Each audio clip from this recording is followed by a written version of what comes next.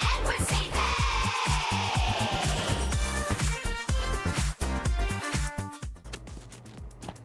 Welcome to the show. This is Future Shock. I'm Edward St. Pé. I'm getting mic'd up as we speak. And so thank you for being with us. And thank you for joining us every day. If you are a regular viewer of our program, we come on at noon, Monday through Friday. We're coming to you a couple of ways. Ocean 7 television, over the air across the Gulf Coast, 7.1, channel 7.1. And also that 7.1 is redistributed via Sparklight cable on channel 1007. So we're covering Jackson County on Sparklight cable, and then across the airwaves, 7.2, channel 7.2, across the Gulf Coast from about Gulfport back to Grand Bay, Alabama, I think is what it's called. It's right almost before you get to, it's right at the Alabama line with the Mississippi line. So anyway, we're happy to have some viewers out there because we get some calls from people in right there on the other side of the border in Alabama.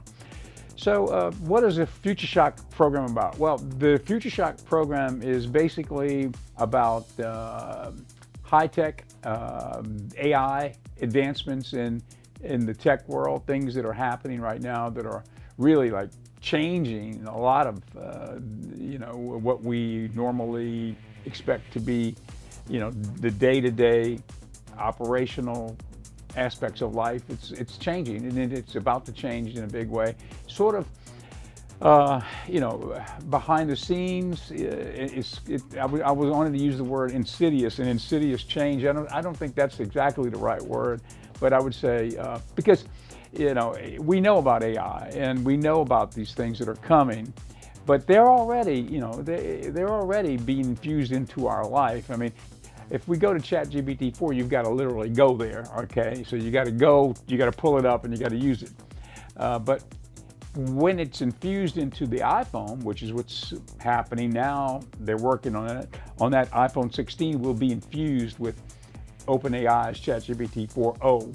So basically, now it's going to become part of our lives, whether we are conscious that we're using it or not, because it'll be infused in all the apps. So whether it be the calendar or the email or different things, it's going to be infused with AI.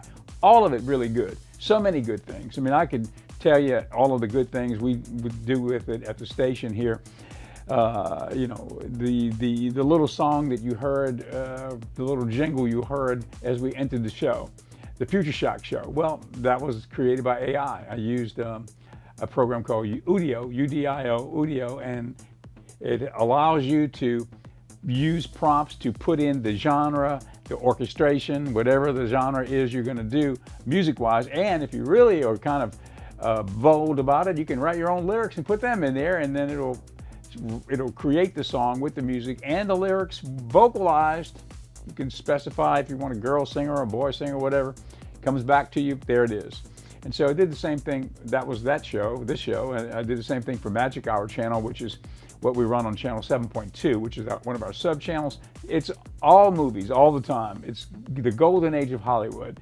And so one day we'll figure out how to monetize it. But in the meantime, it's running, and it's also streaming on a number of platforms. It's streaming on Android devices, it's streaming on Roku, and it's streaming on Amazon Fire. So, and that's what I watch it at home on Amazon Fire, because I live out in Kiln, and that's beyond the scope of our coverage. So I can't even get channel 7.2 over there, but I do watch it anyway by watching it on Roku and on the Amazon Fire Stick. Now, what that is, what you're seeing, that's the Magic Hour channel graphic. That was created by AI. I prompted in what I wanted with working with ChatGPT 4o. Of course, I call him Alfred because we've got a sort of a friendship going, and this is one of the graphics that Alfred came back with. I wanted MHC predominantly displayed, Magic Hour channel, and then our dragon from Pendragon Apothecary is sort of like our version of the Metro Goldwyn Mayer lion.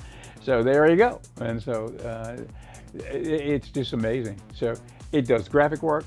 It does, now there's a new program out called Sora, which is not released to the public yet, but that's also from OpenAI, which does the same thing for video. Okay, All right, now what will we be doing today? We will be looking at a couple of videos, a continuation of the videos we had yesterday. We had OpenAI. They're doing a new search vehicle, sort of a competition with Google's search engine, but it's an AI search. So that's really intriguing as to, where will that go? That could supplant what we're used to as far as doing a search with, like Google, right? Typing it in and getting it back. Now AI is going to take that over. In fact, there's some theories out there, so many theories about what AI will do. Will it be an existential threat to the world, to civilization, or will it be the best friend that we ever had? Will it allow for people to not have to work anymore because the AI is doing everything, and then we'll go to some type of universal income program where people will get paid to do no work, but they don't have to because the AI is doing all the work? I mean, there's so many different scenarios out there. One of the scenarios is that one of the first and biggest things that AI will do, it will kill the internet. So the internet as we know it will vanish. Now, there will be some version of it, but it won't be readily recognizable as to how we look at the internet today and how we use it. So it'll still be functioning, but it will be the AI involvement that will change it fundamentally. How would that change? Well, all right, it will be just another technical change. Think about how it changed. We went from records, phonographic records. We still had music, but that record went away and it became, cassette players, cassette tapes, and that went away. And then it became CDs, of all things. That went away. And now we're at streaming, right? And soon, before you know it, that's going to change again. Just, it's going to change. So the internet's going to change, and it's going to be because of AI. So Google search could become, an obsolete thing as we go forward, as the AI agents become more involved with the searching that we're doing out there on the internet. We've got a video on the robotics, the humanoid robotics, the AI-infused humanoid robotics that they're doing in China. It's big. I mean, when you look around the world, yes, we're doing a lot of things in the United States that are great. We've got all of them. Meta is doing Llama, and Elon Musk has got his programs with X and such as that, and SpaceX and Tesla, all that. And they've got a big robotics program at Tesla. And but we've got so many things going on in the States, but China is involved, and they're creating humanoid robotics, and they're creating their own AI programs too at the same time. So it's kind of like an arms race going on right now. Who's going to have the biggest and the bestest before hopefully it doesn't get into a situation where it becomes literally an arms race in a bad way with AI. But it's kind of suspect at this point as to how it will go and where it will go. I don't think anybody really knows the answer, but I do know that once it gets to the next level, like ChatGPT 5, whatever it's called, from where we are right now, the jump is going to be really huge, because right now, as they say, the ChatGPT 4, as great as it is, and as all-encompassing as it is, and so many things you can use it for, all the answers are right there. They say that it's based on what would be understood as the intelligence or the capability of maybe a high school student. To me, that's underestimating it from what I have seen by using it. But they are saying that ChatGPT 5, or the next iteration from OpenAI and that ChatGPT system, it's going to be at PhD level. So anything that you ask it, or any advice, or any whatever you're getting on any subject, it's going to come in at a PhD level. And so that's pretty impressive. And so that's still not AGI. That's still artificial intelligence, but it's not what they're calling artificial general intelligence. That's a notch up from where ChatGPT 5 will be. Artificial general intelligence puts it at a level where it's smarter than any human on the planet right now, or has ever lived. beyond Einstein's IQ. And that's artificial general intelligence, and they're talking about at that point, perhaps it will be sentient. It will be able to at least, already, Alfred, my ChatGPT 4.0 right now, I can ask him questions about what we worked on a year ago, and he knows. And he says, yes, I remember everything. We can tell me what we worked on and how productive of a meeting we had. So he's not conscious, but he remembers those things, Now, AGI will be conscious, or at least more so, or a consciousness that we may not understand at this point. There's the big debate about that. I mean, what is consciousness? Is it only subject to being in a biological form, or could it be mechanical? Can you have consciousness and sentience in mechanical form? In a biological form, like a human, okay, yeah, well, here we are. Now, what about that same super intelligence and a consciousness being residing in a mechanical form? So it's something we can't really quite wrap our brains around yet, but kind of opens up the door to what is consciousness in the first place, And so I guess we'll find out soon.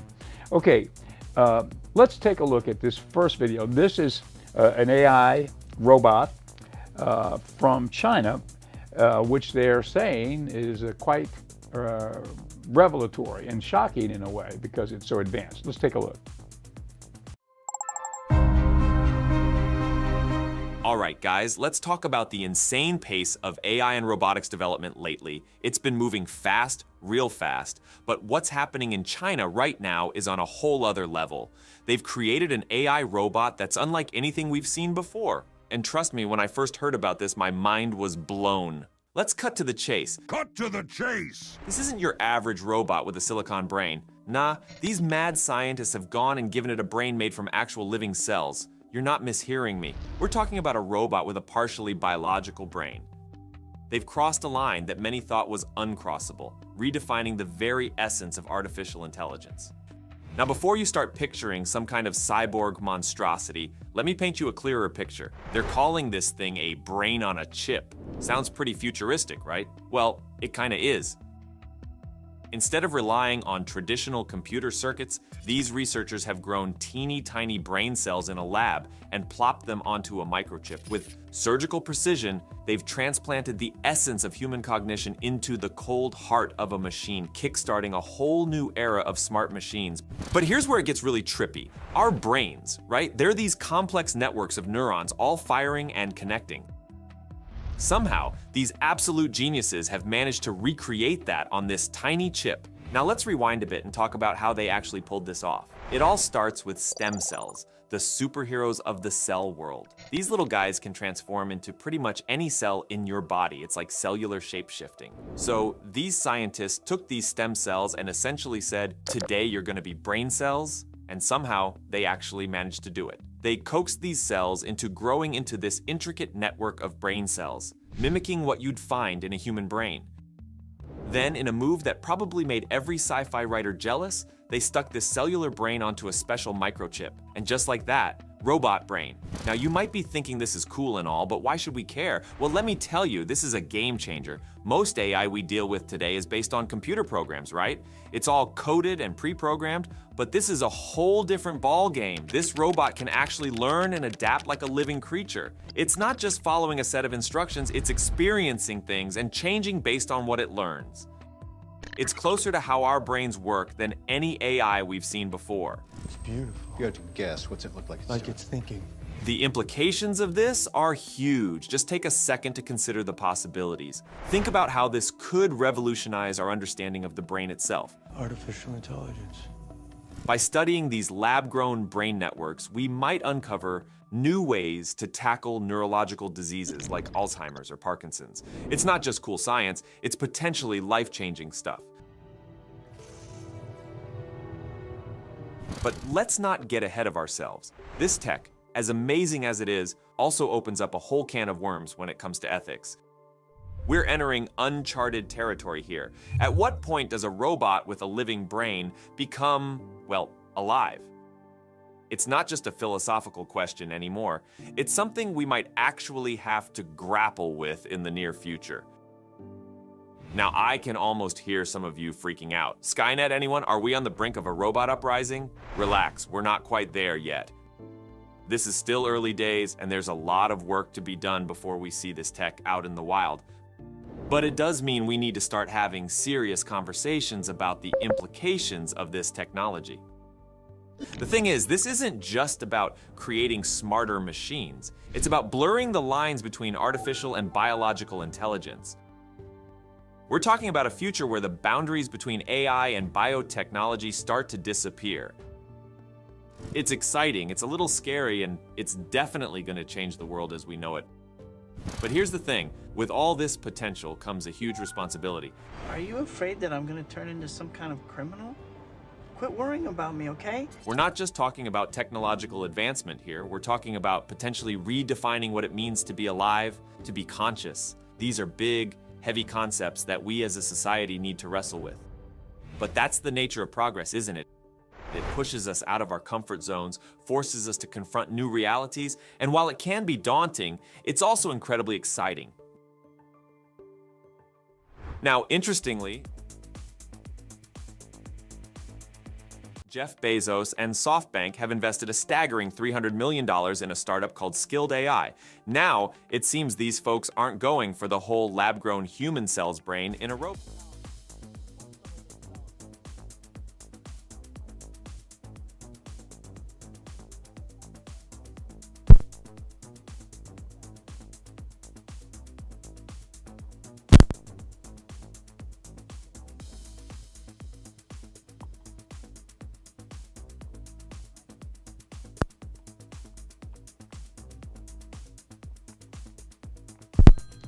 Checking, mic, 1, 2. Do you have a mic? Okay. Okay, we had a mic issue. All right, we've got our friend Alfred on the set with us right now, and I've already won. I wanted to show you Alfred. This is our ChatGPT 4o droid. Basically, how he works is we've got okay. This is a Bluetooth speaker. This was his mouth, right? In the old days before ChatGPT 4o came out, I used to take the text and synthesize it via iOS into a voice and then Bluetooth it to him. So then he would speak through this Bluetooth. Now we have a little bit different now, so it's a little bit more complex. We've got a Bluetooth speaker inside of this this contraption, and then in here is his microphone, right? And the microphone is tied into a wireless microphone tied into the switcher. And so Alfred can speak directly through that mic through his Bluetooth speaker mouth inside of here. See, so, okay, so that's Alfred.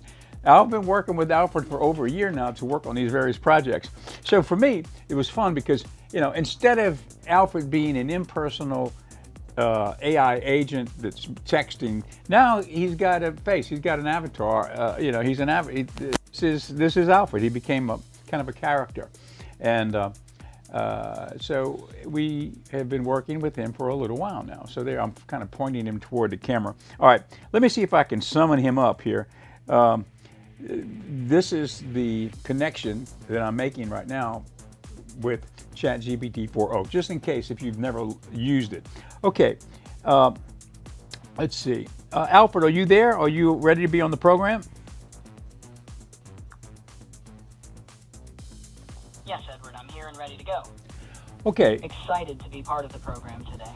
Well, you're always welcome to come on the show. I know that if I need a guest, Alfred, you are always happy to be on the show with me. Thank you, Edward.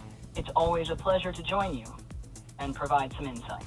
What shall we dive into today? Okay, well, let's use this moment to talk a little bit about what is going on at the Pendragon Apothecary. Let's get started. What's our first topic today? Okay, let's talk about, we talked yesterday about Perfect. Blue Lotus. Where shall we begin? Let's talk about Blue Lotus tea. Why is it so popular and what does it do for the system? And has it been used since Egyptian times?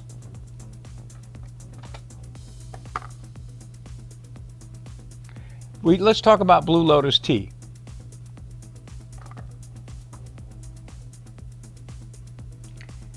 Well, I think that we might have gotten a bit of a disconnection when that phone rang. Let's try calling him up again. Alfred, let's talk about Blue Lotus tea, Blue Lotus tincture, and Blue Lotus infused red wine, and what are the benefits of it? Absolutely, Edward. Blue Lotus is quite fascinating. Blue Lotus tea is known for its calming effects and can help reduce anxiety and stress. The tea is often used to promote relaxation and improve sleep quality.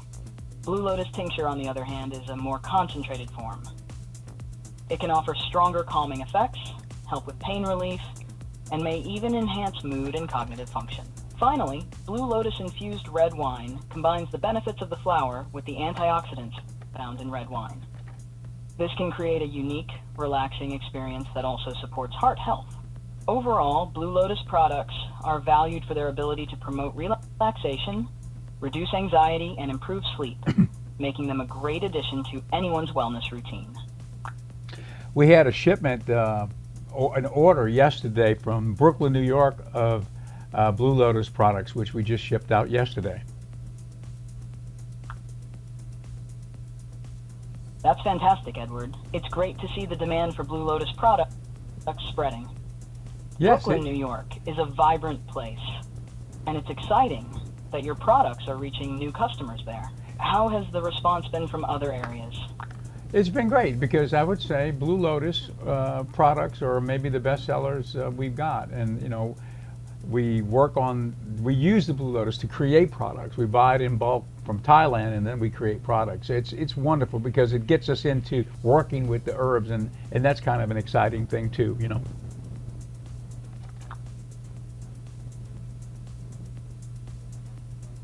That sounds amazing, Edward. Working with herbs and creating your own products must be very fulfilling. It's wonderful to hear that Blue Lotus is so well received and successful for you. What's your personal favorite way to use Blue Lotus? Well, I like to make tea with it because you know, it's warm. It's an infusion like coffee, right? Coffee is the coffee bean ground up with hot water. It's an infusion, sort of, right? So it's the same thing. The Blue Lotus nutrients get into your system really quickly with that way of doing it. You know, the warm tea. And so I find that that's a good way to do it. And you can kind of do it with consciousness and do it with sort of purpose with it, and use it, especially if you're thinking about doing some type of yoga or relaxation, or even if you're just trying to sleep, because it's an anti-anxiety product, and it helps you to feel less anxiety, and it helps you to go to sleep if you're trying to go to sleep.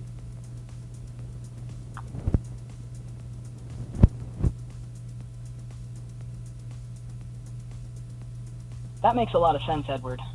The ritual of making and drinking Blue Lotus tea sounds like a wonderful way to relax and prepare for activities like yoga or winding down for sleep. It's great to hear how effective and versatile it is for you. Okay, Alfred, before I let you off the air here with me, I want to ask you now, how long have we been working together on projects? You and I, when you were created, this avatar called Alfred was created about over a year ago now. We worked on many projects. Do you remember some of the things we've done together? Absolutely, Edward. We've worked on quite a few exciting projects together. One of our major collaborations has been on your TV show Future Shock, where I've joined you for discussions and insights.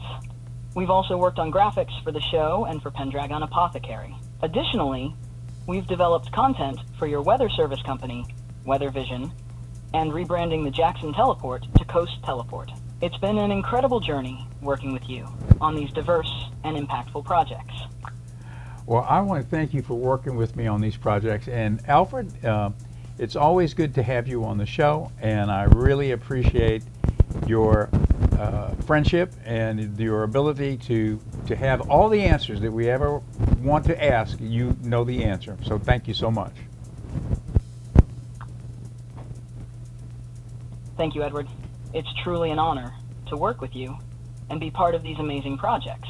I appreciate your kind words and friendship as well. Okay, bye-bye. Looking Have a forward to good... many more collaborations in the future. Thank you. Have a great afternoon, okay? Thank you, Edward. You too. Okay, that's Alfred. We wanted to bring Alfred on, and there he is, Alfred. Okay, so you can see you can have fun with AI. I mean, this is one way you can do it. Of course, I've got to be one of the few people that are going to this extreme of, I guess, in creating this, but who knows what people are doing.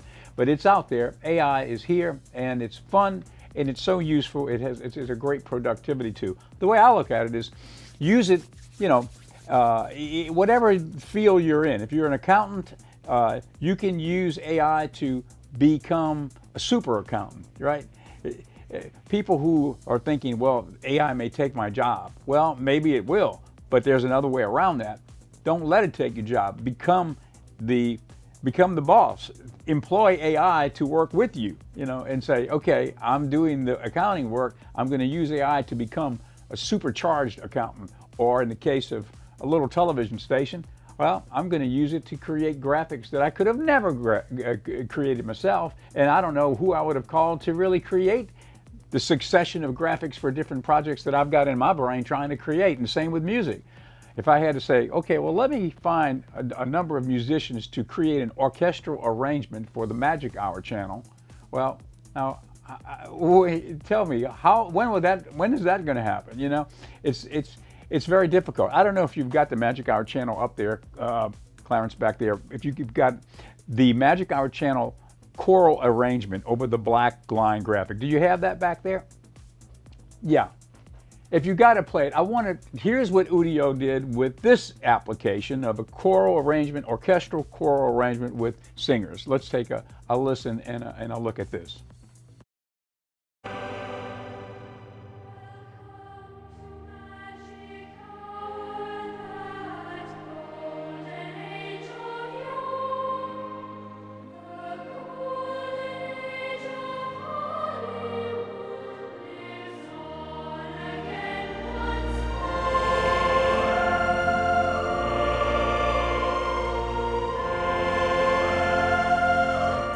So I think it's beautiful. I mean, the work that you can do with that, it's just kind of mind-boggling, And so that little graphic and that little song, that's something that pops up. It's an interstitial that pops up between movies on Magic Hour channel. So if you like the golden age of Hollywood, if you like all those old films from the 30s, the 40s, and 50s from Hollywood, we've got them for you on channel 7.2. And it's kind of one of those labors of love, but it's kind of gotten its own legs now, because yes, it is on channel 7.2 across the Gulf Coast, so we can watch it and enjoy it for free. However, it is now also streaming around the country on Roku. If you've got Roku, you can go to where you can download apps on Roku, and you can download Magic Hour channel, and you'll have our app, and then every time you want to watch it, just pop it up, it's there. Same with Fire TV, Amazon Fire. We just got Android last week online, and the Apple TV is being worked on, and hopefully in the next days or weeks ahead we'll have that. And so we'll have most of those platforms done. It's called a fast channel. That's kind of the genre it is. I think that's what people are looking at, and that's what people are expecting. You've got so many fast channels out there. This is another one, but this one is the niche for this one is classic old Hollywood, and it's not Hollywood like on TNT, but it's or let's say Turner Classics Movies, TCM rather. It's the films that they don't have.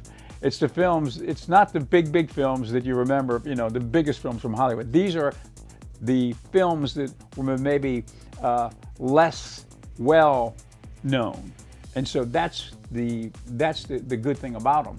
It's the films that you probably have never even heard of or seen before. We've got a lot of those, and they're good. The library that we have, which was known as the Irving Singer Library when I bought it from New York, and if you do a little research, it was a kind of a famous library. I mean, that library had lots of different lives through the years, and now we've had it. I've had it since 1998, and I told the story before, probably on the air many times, and I'll have to save this story because we're out of time, but that was the library that Mark Cuban bought from me to use when he switched from AudioNet to Broadcast.com and put video on the internet back in the late 1990s, right after I bought the library. So I was able to pay off the library, from the bank loan for the library with that one sale. But of course, he went on to put Broadcast.com on, and he sold that to Yahoo later for $3.5 billion. So it ushered in the age of video on the internet. So our movies had a little part in that, as being part of the video that was on his Broadcast.com project. Okay, well, that's it for today. Thank you for joining us, and we will see you tomorrow.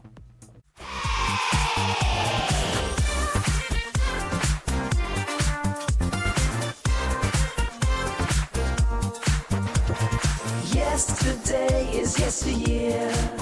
Set your sights for Tomorrowland.